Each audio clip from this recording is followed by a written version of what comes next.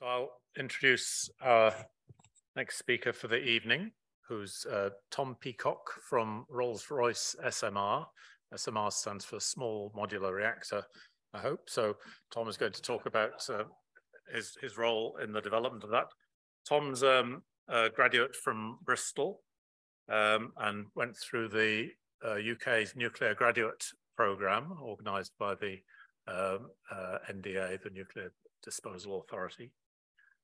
He's worked for Rolls-Royce Submarines, for BAE Systems, and for Magnox, and he's now with Rolls-Royce as the responsible for the design, justification, and delivery of the steam generators and heat exchangers within the Rolls-Royce SMR power station. So he's going to talk to us tonight about an overview of Rolls-Royce SMR. So welcome, Tom. Okay, good evening, everyone. And well, thank you for coming to listen to me tonight. It's a privilege to be here. I did a bit of research on the society and I found out that the first founding chairman was actually John Cockcroft, or Sir John Cockcroft, who was one of the founders of the nuclear industry in the UK. Some of you probably heard of Cockcroft's Folly. So he single-handedly saved the Cumbrian landscape from sort of being snowed on by radioactive debris after the Windscale fires. So yeah, it is very, very good to be here today. As John said, I'm a component lead within Rolls-Royce SMR. And so yeah, I look at the design of the steam generators and the heat exchangers. So sort of mechanical engineering is my background, and now my sort of work focuses on heat transfer and structural integrity. What I want to talk to you today about is Rolls-Royce SMR, the clues in the title. And I want to briefly touch on why we think we need nuclear, and then have a look at what is our design philosophy, and therefore what is our design solution, and how we're going about actually delivering it. So first of all, looking at why do we need nuclear? There's no point in setting up a business unless someone's going to buy our product. And as I'm sure everyone in the room is aware, there is massive drive at the moment to tackle climate change, and that means decarbonising our economy. And a lot of the time we talk about decarbonising electricity production, but it isn't just decarbonising the current electricity production we've got. It's the entire economy that needs decarbonising, and that means actually electrifying large segments of the economy. And so you can see a couple of examples of things that we're talking about on this screen.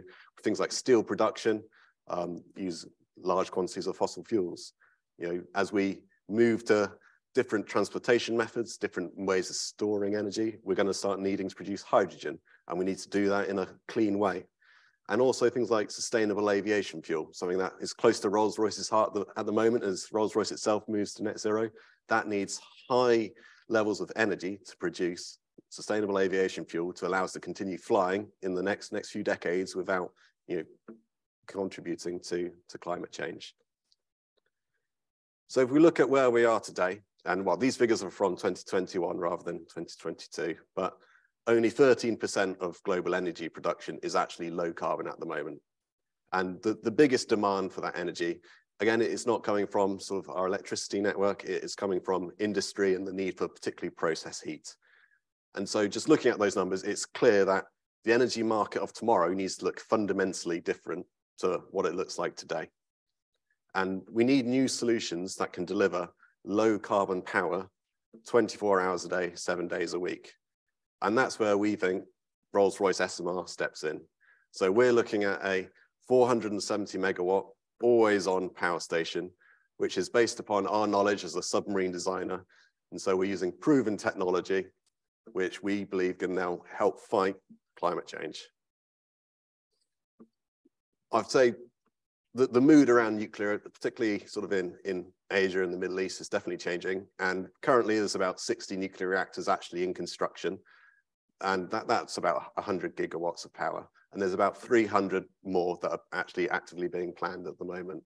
But within the West, certainly, the sort of delivery record of nuclear hasn't been great. So I remember when I was at university, back in 2008, the Labour government at the time published a white paper where it promised a whole swathe of new nuclear power stations, the first of which was supposed to come online in 2018. Here we are in 2022, And our first new nuclear power station, Hinkley Point C, is still looking like it's about 5 years away. And that's if they deliver at their current plans. So clearly there's been a delivery problem. And that's what Rolls-Royce SMR is looking to change. And so our entire design philosophy has been based around addressing the problems that have prevented the building of these large-scale nuclear plants. And so there's 3 areas that we've really focused on. First is reducing cost. The next is improving deliverability. And then the third is improving investability. Because ultimately, we need investors who are willing to pay to build this power station. And to do that, they need to believe that, 1, we can deliver it on time, and 2, it needs to be affordable from the word go. So in order to reduce that cost, we're looking at using proven technology.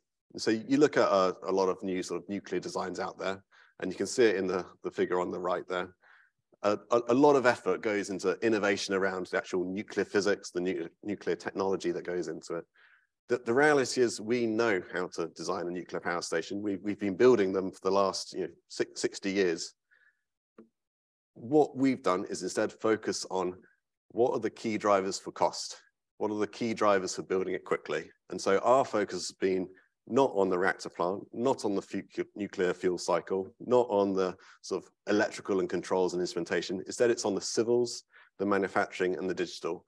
So it's facilitating the building of a proven product in a cost-effective and timely manner.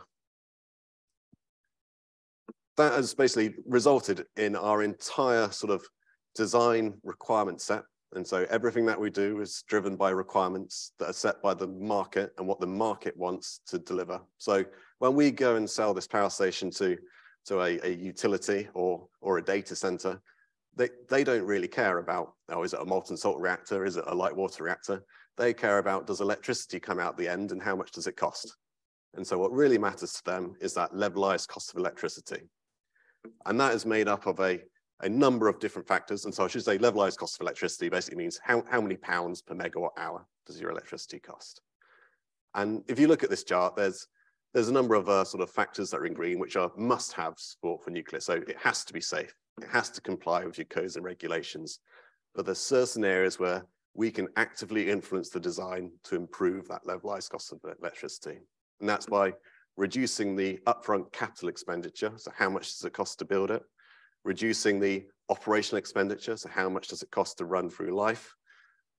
Removing the risk of that project, and so that's by using proven technology, by having reduced build times, actually reducing the build times themselves. So the longer you're on site, the more expensive it is to build.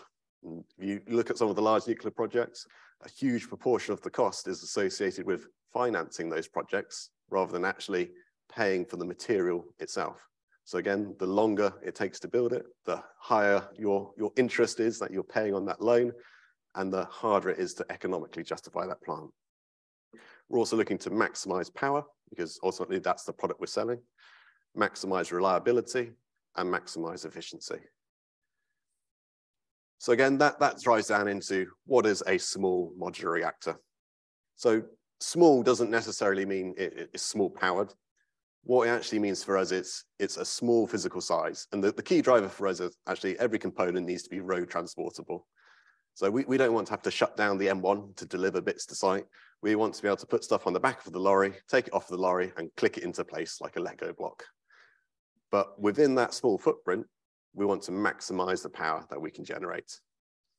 Again, that ties into being modular. So we want to be modular at a total power station level. So that means every aspect of that power station we have looked at from a transportability point of view and how we fit it together when we get to site. Because the more you can do in factory, the less risk you have on site, and it's on site where the cost of a project is really driven up. And finally, reactor. So we're a small modular reactor, but we don't like to call ourselves just a reactor. We're actually delivering a power station. So it's a whole turnkey power station solution that we are looking to sell to the market. Because the reactor itself is only one part of the solution. And so again, a lot of vendors, they focus on just the reactor. Then their customer then has to look at, okay, so they need to add a turbine onto that reactor to generate the electricity. We're giving the whole package so that we can meet all of those requirements in terms of transportability, and efficient build methods. A key part of this whole process then is factory design. So at the moment with the large nuclear projects, they're what is known as an EPC project, so an engineering, procurement, construction project. So that means there's a lot of bespoke manufacturing where large bits of kit are shipped to site, which then has to be assembled on site. That isn't what we want to do. We want to design our products for manufacture. So design for manufacture, that's an engineering approach. And then we also want to design for production. So we are currently looking at building 3 new factories, which will be specifically designed to manufacture the components, which we are then designing to be manufactured in those factories. So again, we're looking at optimizing that manufacturing process so that we can have proper mass production rather than sort of bespoke jobbing shops, which has been the more traditional approach within nuclear. That'll allow us to basically keep churning out the same components again and again, and then delivering them to all different sites around the country and hopefully around the world in a cost-effective and reliable way. Okay, so we have 3 factories. So I should have said we've got a sort of heavy pressure factory, we've got a civils factory, and we've got a mechanical, electrical, and plumbing module factory. But we've got a 4th factory on top of that, and that is our site factory. So because of the smaller footprint of our power station, we're effectively able to build a factory on site in which we build our power station, and we then take that factory down at the end of it. And there's a number of major benefits to that. The obvious one is, if you're in a factory rather than the open environment, you're in a more controlled environment where, safety is critical to nuclear, so cleanliness is very important. When you're welding, you don't want big gusts of wind coming and hitting your arc. But again, if you look at the example top right there of sort of the weather patterns in Wilfer, so that's one of the potential nuclear sites in the UK. Approximately 50% of the sort of on-site time is lost due to weather delays. If you put that site inside a factory, you don't need to worry about that. So suddenly a 6-year build program cuts down to a 3-year build program. It makes a massive difference. And so by looking at that on-site factory, you bring certainty to the plan, which again helps investability. It reduces the upfront costs, and all of that helps deliver a lower levelized cost of electricity. So our entire approach is a new way of building nuclear. And that's what we think is going to differentiate us from the rest of the market and therefore allow us to go ahead and actually deliver our commitments. And so in the UK, that commitment is 24 gigawatts of new nuclear by 2050. And we believe SMR is going to be critical to delivering that. And again, you can sort of see the flow. And so one of the key points, which I'll touch on a bit in one of the later slides, is groundworks are going to be unique to each site. But we're going to use an aseismic bearing so that we can effectively tailor that base mat so that it is the same for then every power station that is stuck on top of it. And that means we don't need to uniquely manufacture different parts of that power station for each site. It can be the same product that goes to each site by then basically calibrating that aseismic bearing to the specific sort of seismic conditions you have in each geographical location. That combined with whole plant fabrication, delivering modules to site, that site being encased in its own factory, will then help deliver a low-cost power solution that is acceptable to the market and therefore will attract the investment it needs to go ahead. Okay, so that was giving you a bit of a flavor for what was the design philosophy. So let's have a look at what does the actual design look like as a result. So this slide gives a bit of a high-level overview of some of the key points. So main headline is a 470 megawatt electrical net output, and it's being designed at the moment for the 50 hertz market. So 50 hertz, that's Europe, South America, and a lot of the Middle East. North America and Japan, they operate on the 60 hertz. And again, in the future, the plant could be adapted for that 60 hertz market, and that's certainly something we'll be looking at. Going back to one of my earlier points about where we're focusing our innovation, we have actively chosen to use proven pressurized water reactor technology and standard fuel. So it's a standard generation 3+ light water reactor. We've not looked at generation 4 technology because we believe our current technology is suitable and we're optimizing in those areas of building it efficiently. It's a power station, not just a reactor that we're delivering to site. And we're looking at a 4-year on-site construction time. We're looking at enhanced safety, such as generation 3+ safety. Looking at getting our first station on grid, early 2030s, with a capital cost of just under £2 billion. And then this power station isn't just going to be restricted to electricity generation for the grid. It can be bought by sort of data centers who themselves need on-demand, low-carbon electricity, or it can be used for sort of its heat, so district heating. There's many adaptable uses for this power station. And all of those sort of features I've talked about mean that we're targeting a levelized cost of electricity of around 35 to 50 pounds per megawatt hour. And I'll show you a comparison against some other power sources in a few slides' time. Okay, so I'm going to show you a bit of this is a promotional video, so it's going to tug at the heartstrings, but it is very good at giving an overview of what the whole power station looks like. So hopefully the IT will work and it will play.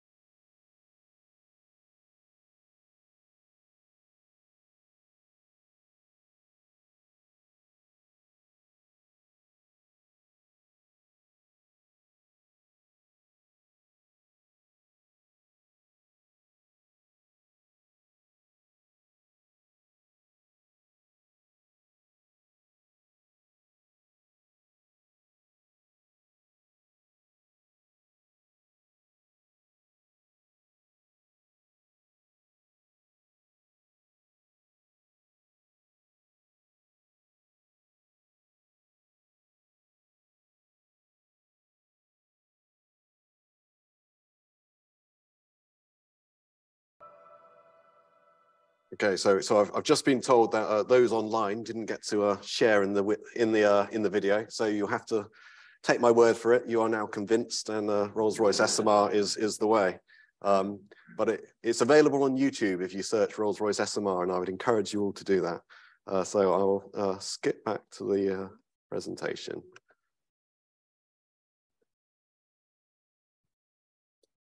Okay, so let's have a look at what the power station design is actually like. So it's a conventional light water pressurized water reactor power station. And as we sort of highlighted in the video, it's capable of providing both base load and load following capability. So that means it can sort of up ramp and down ramp its power to meet the demand that the grid places on it, or whatever the user happens to be. And in addition to electricity, it can also be adapted to provide alternative sort of power sources, so district heating or hydrogen production, for example.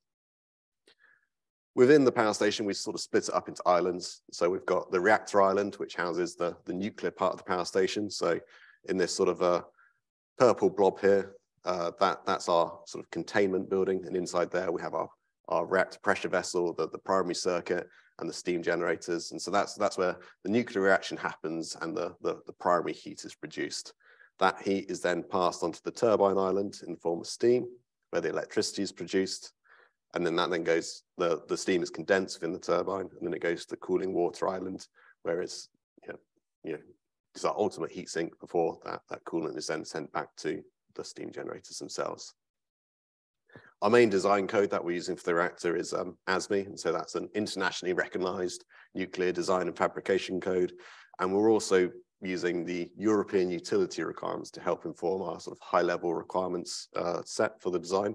And so those European utility requirements, they've been developed by multiple utilities across Europe in order to reflect best practice in nuclear power station design. It's captured sort of 50 years of learning, and that's what we're trying to reflect from the word go in our power station to make sure that we're really delivering what the customers need. The innovation that we are introducing is all about design for modularization and making a standardized, mass producible power station, which is easy to transport to sites. One of the key enabling features to this is an aseismic bearing. And so you can sort of see it at the bottom of the reactor island there.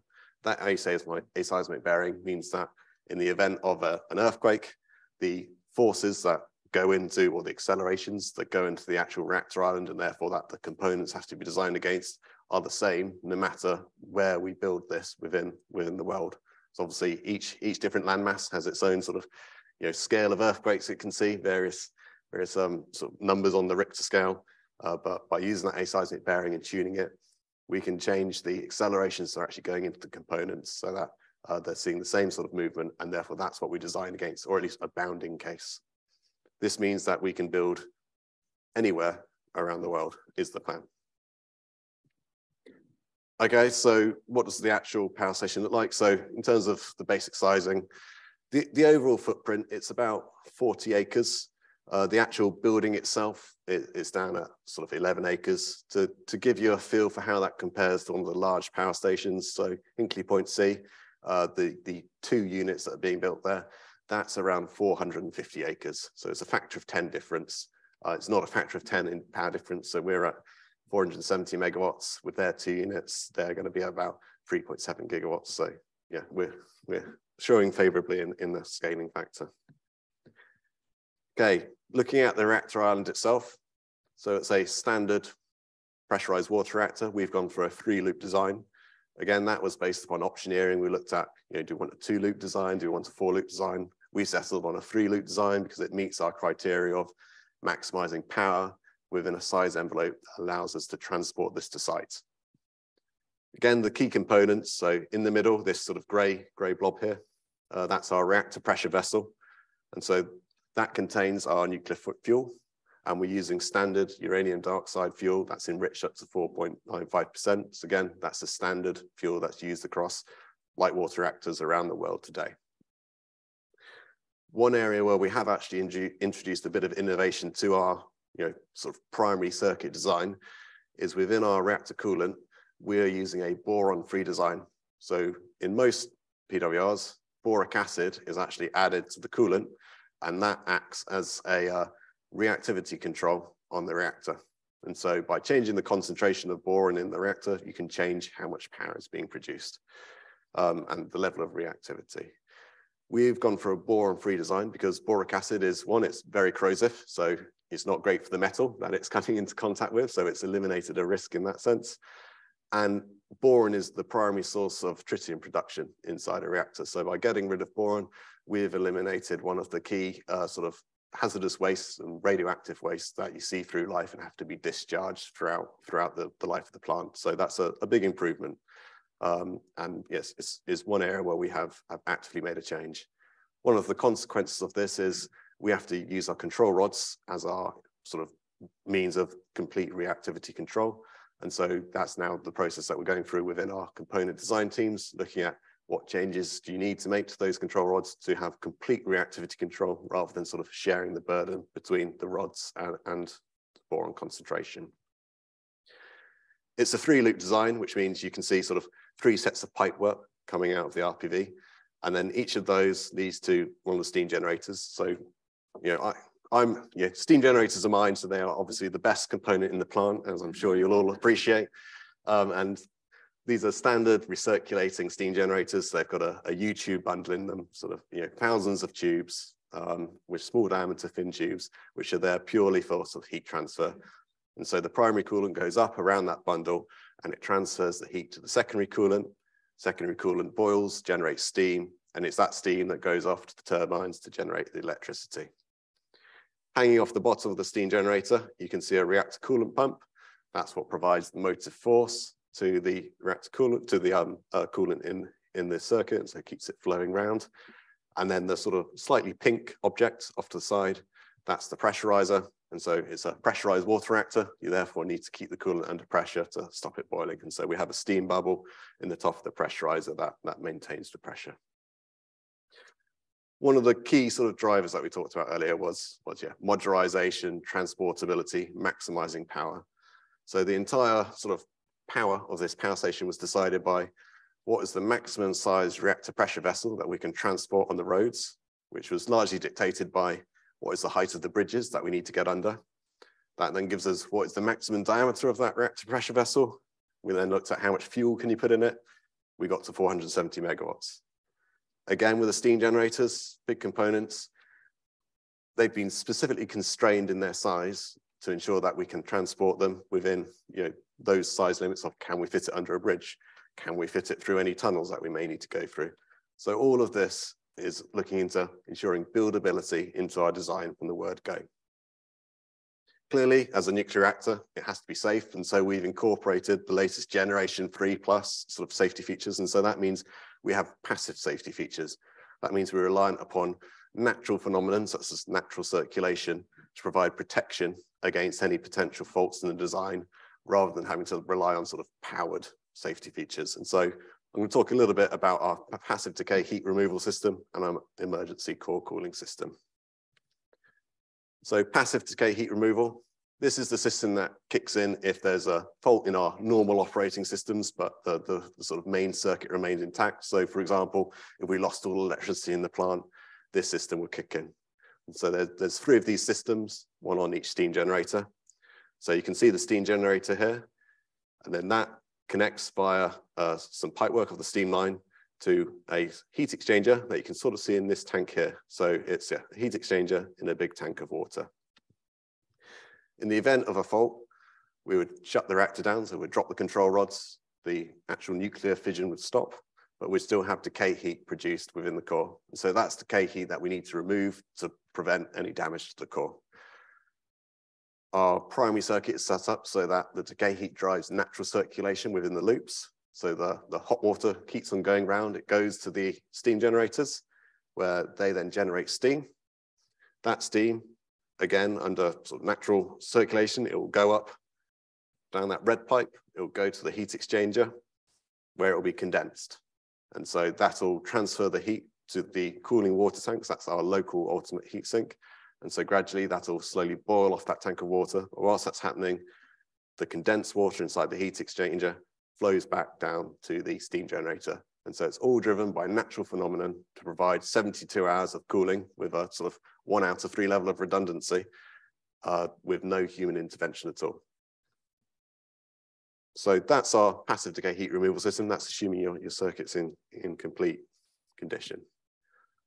If you've had a really bad day at the office, you might have something called a loss of coolant accident. And so again, this is one of those doomsday scenarios that we should never ever happen. But say you have a hole develop in one of your primary loops, you'd have your primary coolant going out to containment. This is high pressured liquid, that's at high temperature. So it's going to turn to steam, as soon as it reaches the containment building. That coolant though is what we use to keep the fuel cool. So what we have, again, from that same local ultimate heatsink that we saw being used for the PDHR system, we have what are called passive containment cooling system heat exchangers. Again, we've got 3 trains of these with redundancy built in, positioned all the way around the containment building. As steam is released out of that primary circuit system, it is literally sucked towards these heat exchangers because of that vacuum effect where it condenses. That water then travels down to the sump that's positioned just above the sort of height of the core. And again, under gravity, that water is then forced back into the core to keep it cool. And again, this is all natural phenomenon, and it keeps on circling round with, again, 72 hours of cooling provided by that local ultimate heatsink with redundancy between the 3 different tanks. Again, one of our safety systems, we still thought about how do we ensure that this is meeting our key design philosophy of manufacturability and modularization. And so my team are responsible for the passive containment cooling system heat exchanger. We went away, we sized the perfect heat exchanger, the most efficient heat exchanger the world has ever seen, but it was too big to fit within our transport modules. So we were told, yeah, it may be great from a heat transfer perspective, but that isn't what we want from a power station design. So we had to accept that we basically had to have a worse heat exchanger in order to have a better power station. So we went away again and we had to look at, actually, do we need to have multiple smaller heat exchangers that can then fit within our transportation modules, which we then take to site and plug into the system. And we looked at that. We had a whole requirements weighting system, and we compared our solution against each one of the requirements. We assessed how well that solution met each requirement. We scored it, and we scored it based upon the weighted value of those requirements. And that's then what drove us to our final solution of what these heat exchangers actually look like, and therefore what we'll hopefully build and put in these power stations. As I said before, though, we're not just designing a reactor island. We're not just a reactor company. We're a power station company. So we're also delivering the turbine island. And again, we're not looking to reinvent the wheel. So we're looking at what's commercially available. And so we're going out to the market for sort of your standard steam turbine systems. And so we're looking at a high pressure and low pressure turbine with a moisture steam recovery system. So that's identical system that you'd find in nuclear power stations, coal stations, gas stations all around the world. And that will have sort of the primary system and the auxiliary system to it. We then need to return that sort of condensed water that you have at the outlet of your generator back to the steam generator. So again, we've got the feed water plant. And again, we're looking at the same sort of system that is used in power stations all around the world. Finally, we need our ultimate heatsink for our sort of normal operations. And we've got the cooling water island. So again, we had a choice of, do we want to design this to sort of dump the heat into the sea and build a big tunnel out into the sea or into a river or a lake?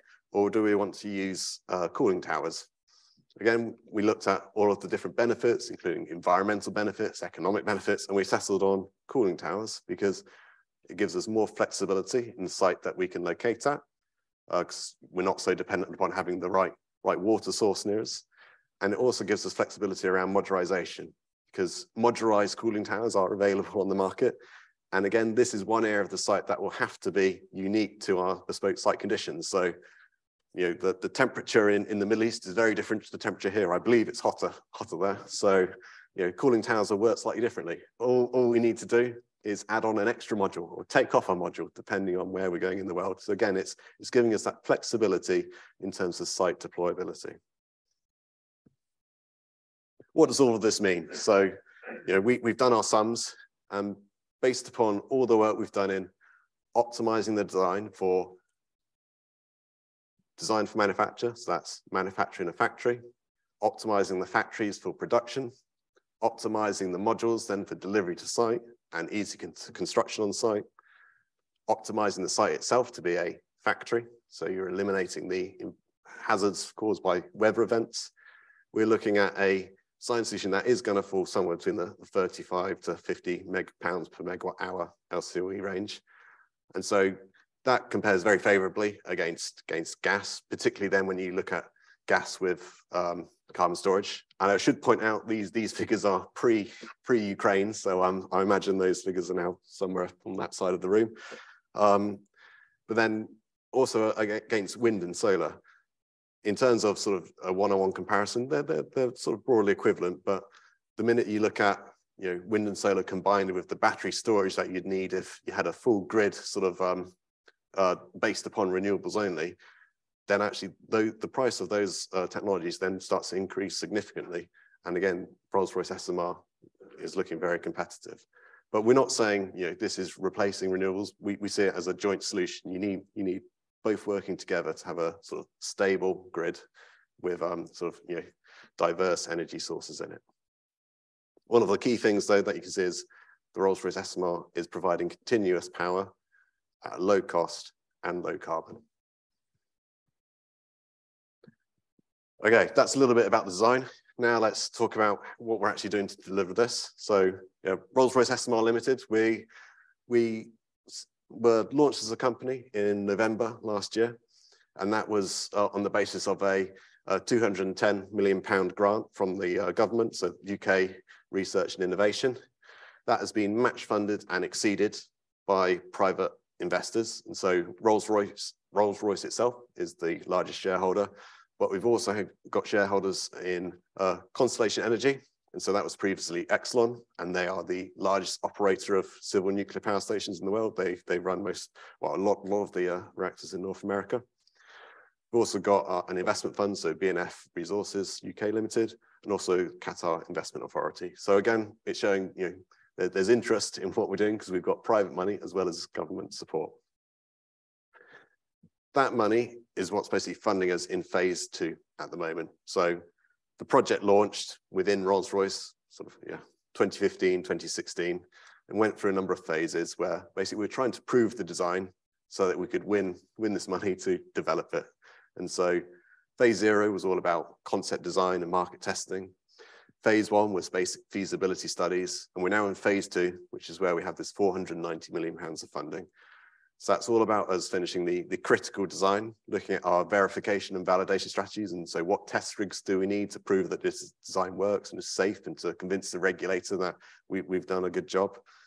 We're also going through the generic design assessment. So that's a 3-step process. By the end of phase 2, we want to have completed step 2. And so that's with the Office for Nuclear Regulation. We're looking at what sites we want to build our first reactors at. And we're also looking to secure our first orders in this phase. As you've all been convinced by this presentation and the video, you'll have no doubt we'll move smoothly into phase 3. And so that's from 2024 onwards, where we're looking at completing the GDA, finalizing the design, and then looking at to actually get the first unit on grid in the early 2030s. But whilst we've talked a lot about the UK market, we see this as a global commodity. And so we are looking at exporting this around the world.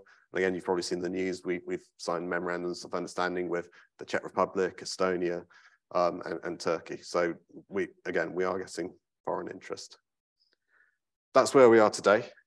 Hopefully you found that interesting. If you've got any questions, feel free to ask.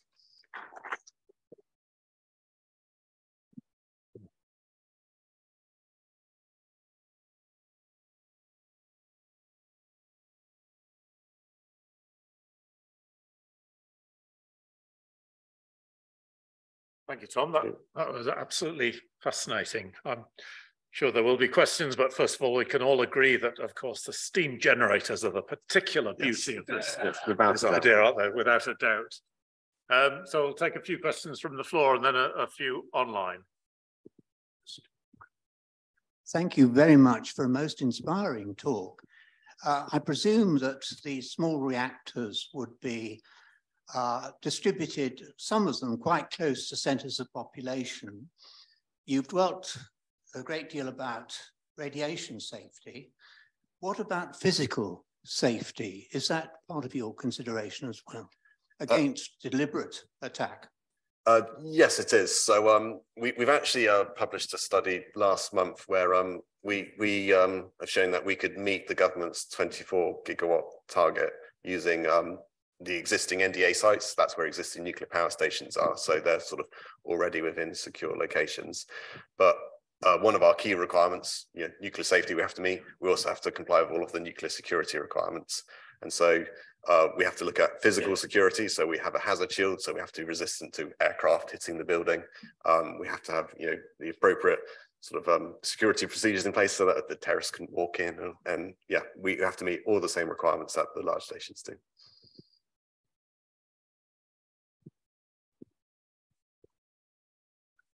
Yeah, about 4 or 5 years ago at CSAR, we had a nuclear economist informing us about the industry. And amongst other things, he informed us that to get a reactor type approval from IAEA would cost $250 million. So firstly, how has this, if at all, affected your own efforts to get this reactor to market, and the SMR industry in general? And secondly, Rolls-Royce has been producing reactors for naval purposes for at least 50 years. Is there any interchangeability of type certifications? Okay, I'll go in reverse order. So I started my career in the submarines business. So I'm sort of the naval reactors is my background. One, there's security, sort of national security implications associated with the submarine reactor. So we can't legally lift that technology and put it in a civil reactor. It needs to stay secret.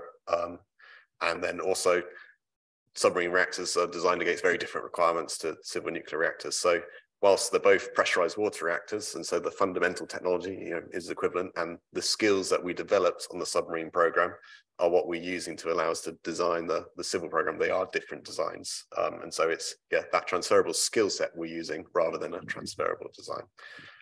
In terms of regulations, so again, something that's a hot topic in the nuclear industry is how can we harmonize regulation between every national regulator? And so the IAEA do have their sort of assessment process. That isn't actually a regulatory process. That's basically a voluntary process that you can go through, and is something that we're planning on doing. We will have to, in the UK, go through the ONR's regulatory approval process, which again is something we have to pay for. And so, yeah, there is a cost burden, but we need to demonstrate the reactor is safe. So that's something we basically have to accept. I definitely think that as an industry, we need to look at how do we harmonize regulations between different countries so that we don't have to go through the same process countless times as you go to different customers around the world. I'm going to ask a question from online now. There's quite a few. I'm going to condense some of them. Apologies if your question doesn't get asked. How many SMRs would be required to supply all of the UK's electricity needs? Quite a lot. Oh, I won't do any mental arithmetic. Well, we're at 470 megawatts is a single power station. The target is the 24 gigawatts, but that will represent about 15% of the UK's needs. So well, yeah, you can do the maths. You need a lot more than the sort of 10 that we're aiming at the moment. Okay, thank you. And there was a subsidiary question there. What's the life expectancy? But that was 60 years. 60 years, yeah. Okay, thank you. Hello, thank you for your talk. I've got one question about reactivity control and then one about the financing, if that's okay. So firstly, on the boron, I thought that was quite interesting. Maybe you can't tell us, but is that something that came from subs, that there's no boron? And does that make it very good for things like load following, because you don't have to like dilute and add more boron in and stuff? And secondly, on financing, with some pretty good LCOE numbers, does that come with like a significant change in like capital cost of capital as well? And do you expect any particular financing mechanisms to be needed? For example, maybe the regulated asset-based model, which was introduced by the government last year. So yeah, I can't talk about the submarine design, but in terms of going boron-free, the main change is the demand on the control rods versus changing the concentration of boron in the circuit. So yeah, the controllers basically have to move more than they would in a boronated plant. So that's the major change. So you design the control rods for those requirements. in terms of the financing model, now that regulated asset base is sort of passed through, that seems to be the way that we're going forwards. Our sort of range sort of accounts for potential scenarios in the future. Whatever the final sort of financing mechanism is, will then determine where we sit in that range. I'm going to ask one more online, condensed again. You say the fuel and the reactor type are standard. So does that mean, well, first of all, how will you deal with the waste that accumulates, and is that cost of waste treatment and decommissioning included in the cost estimates? Yeah, so the nuclear industry is one of the very few industries that have to account for the decommissioning cost in our upfront costs. So yes, that is all factored in. In terms of waste storage, so we will have on-site storage for all of our used nuclear fuel, and so we call it used nuclear fuel because it isn't necessarily a waste.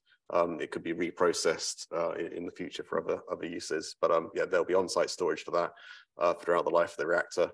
And then current plan is, as with all of the sort of UK's radioactive waste, is it will go to a national geological depository at some point in the future. And so the government sort of recently kick-started that process again with the Radioactive Waste Management Limited Company. They're responsible for deciding where this waste is going to go and how it's going to be buried underground and stored safely until the radiation is decayed. Thank you very much for the interesting talk. I have a question about the cooling of the power plant. Usually nuclear power plants are built alongside a river. And here you said that the cooling would be achieved through a cooling tower. So I would like to know where the heat ends up at the end of the cycle. Does it end up in the ground instead of a river?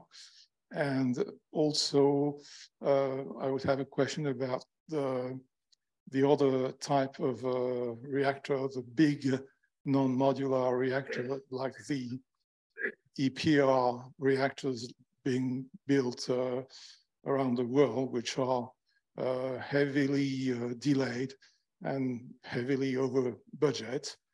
And I've always wondered if it wouldn't have been cheaper and better, instead of being a huge nuclear power plant, to build two smaller plants, maybe non-modular, and bigger than an SMR, but still smaller than that.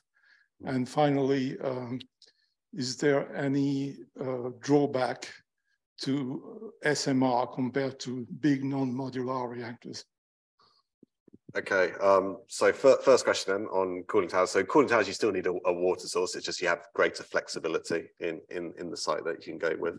And so some of the heat ends up, well, a lot of it you see coming out of steam out the top of the tower, so it's going to the environment around you.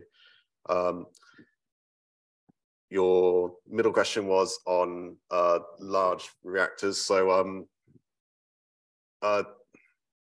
sorry, what was it? Why are we going? Oh, yeah. So by going to a small modular reactor, we're basically doing exactly what you said. We you know, they went big because the theory was the economy of scale you'd get with it, but the challenges that come have been greater than the benefits that they sort of predicted. And so yeah, we've gone the other way, and we are now considerably smaller as a result. So to get the same amount of power, we'd have to build multiple power stations, but the overall cost, we believe, will be better. And then your last question. No, we think that's the right solution. So. There's one question at the back there. Yeah, thank you. With the SMR being factory built, does that mean that the cost per unit changes depending on how many you make? So the more orders you get, the cheaper it gets. And if that is the case, the 2 billion value for the 470 megawatt unit, what's the sort of production rate you're assuming to achieve that cost? Yeah, so you're right. So we talk about first of a kind and then nth of a kind. And so that 2 billion rate is looking more at an nth of a kind. Where that nth is depends on the rate at which we get orders. But you're absolutely right. the more we order, the cheaper this will be, because one, mass production, it gives you economies of scale, but also there's the learning effect. So every time one of these goes to the factory, we should get better at producing it. Every time something gets delivered to site, we should be getting better at how we put it all together. And even on the large stations, so Inkley Point C, there's two units there. They've noticed a significant reduction in build time between Unit A and Unit B, just because of that learning effect. And we'd expect to see the same as well. I'm going to do a couple of questions from here. One which has just come through, which is quite interesting. Is there any way of speeding up the final delivery without excessive costs? For example, would China produce these far faster? It seems to me that we need your excellent power stations by, say, 2027. Then in brackets, my father worked with John Cockcroft. Oh, right. Oh, very good. So, I guess if we've learned anything from COVID, we've learned that if there's a will, there's a way. And so, if choices are made at a national level, then I'm sure things can be done quicker. I think that there is obviously a certain amount of time that is required for the engineering, but you look at sort of some of the larger projects, a lot of the time has been associated with getting planning permission, getting through the regulator, securing your finance. I think that's definitely an area where if we can streamline that, we can deliver these as quickly as possible. But as I say, we are looking to deliver early 2030s, which is fitting into the government strategy in terms of net zero on the grid by 2035, and then net zero throughout the economy by 2050. Could I just, you mentioned about the cost, it was 2 billion. Can you break that down to broad figures? Sounds obviously a lot of civil engineering, the basic sort of construction of the concrete and whatever else, but how does it break down broadly? No, that's a question for the accountants. I'm afraid I haven't got those figures to mind. Okay, I'll ask. There's a couple of questions on this rather depressing topic. Bearing in mind events around Zaporizhia in Ukraine, how hardened is SMR planned to be against not just an aeroplane crash, but a serious attack? So we're designed for there's sort of design basis accidents, which account for sort of natural events like flooding or earthquakes, and then man-made events like aeroplane attacks. I'm not aware of there being a design basis case for a full-on military assault. Whether that is something that needs thinking about is sort of a question for more senior people than myself, but I'm sure the question is being asked. Sorry, one here first. Thank you. So in the slide you said a 4-year period between sort of groundbreaking and turnkey operation, but do you have a feel for the throughput of the factories in terms of how often you'd produce a reactor's worth of modules? So what we're aiming at is, sort of, again, it depends on the final market, but sort of 4 to 6 reactor sets coming out of the factory. Whoa. A year. Wasn't expecting you to say that. There's one right over there. Thank you very much. 40 years ago, we seemed to be able to build nuclear power stations. What went wrong? What did we forget? So I looked at the build times for the advanced gas reactors, and most of them averaged around sort of 10 years. So they weren't as quick as sort of where we are today, or what we're aiming at with the SMR. But the reality is, we went for economy of scale. So these power stations got bigger and bigger, which meant they're more complex. And a 10% delay on a small project has a correspondingly smaller delay than a 10% delay on a massive project. So there is a link there. But particularly in the West, we stopped building them. So that has an impact on the skills available in the country. And you need skills to deliver these projects. Do you see any delays in actually getting long delays in getting regulatory approval for the SMR? And if so, is there a way of sort of bypassing that by shipping it to a different country where the regulatory approvals might be a bit easier, the first 10 or 20? So we wouldn't look to bypass the regulator because also the most important thing is we need to satisfy ourselves that the design is safe. That's like priority number one, and then we need to satisfy the regulator that it's safe as well, and that is the process that we'll go through. There are different regulatory regimes around the world, but all of them are designed to ensure that the reactor is safe. That it's a holistic framework, and that whole framework is what provides you the assurance that design is safe. But different regulators place different emphasis in different areas. So the GDA is a 3-step process. Takes about four years. After that, you have site licensing, which again about a year, 2 years. Yeah. I have another question online here, which is a technical question. How are potential instabilities like flow reversal in the natural circulation loops accounted for? Okay, so one of the things that we're looking at is our verification plan for all of these systems. So verification will be made up of a combination of analysis, so looking at computational fluid dynamics, so using standard computer software or high-powered computer software. But where we're not confident in the validation that computer software has gone through, so the evidence that shows that software is correct, we're also doing physical testing ourselves. And so we have a number of physical test programs planned that we'll use to demonstrate that our designs are going to do what we say they are. Right. This is maybe a bit of a NIMBY one, not in my backyard. We all know what happened with Chernobyl, 3 Mile Island, and Fukushima. And they were pretty big explosions, each of those. One of these goes seriously wrong. Just how big in comparison would the collateral damage be?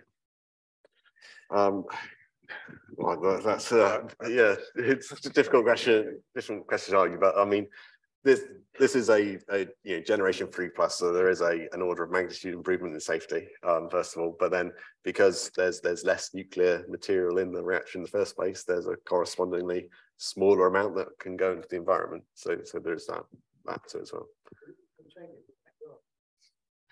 In your back garden, I don't know how big your back garden is, I'm afraid.